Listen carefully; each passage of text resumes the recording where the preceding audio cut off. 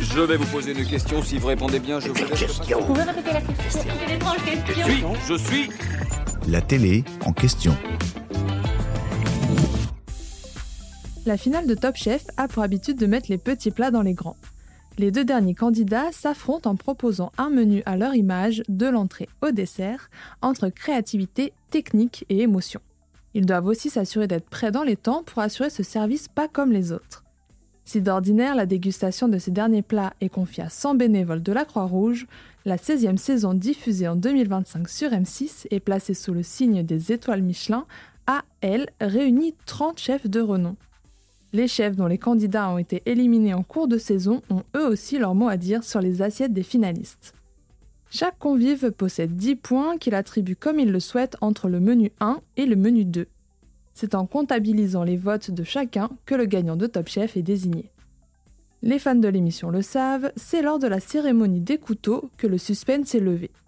Les deux finalistes se retrouvent chacun dans une pièce, accompagnés de leurs proches, et tirent la lame d'un couteau de son socle en bois. Celui qui tire la lame orange sait que le titre lui échappe, tandis que le gagnant sort une lame en acier. Comme l'expliquait la production, c'est tout simplement parce que les codes couleurs de Top Chef étaient historiquement le orange et le gris. La cérémonie des couteaux n'est jamais tournée directement après la finale. En général, elle se tient 2 à 3 mois après.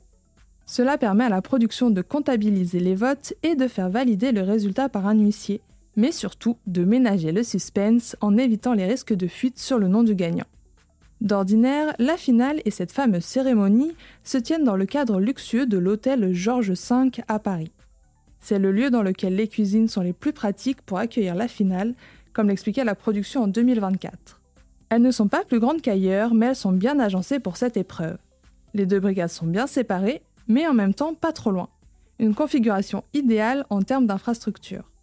La saison 16 a une nouvelle fois fait exception puisque la finale a, cette année, été tournée dans le lieu prévu pour accueillir le restaurant éphémère du gagnant.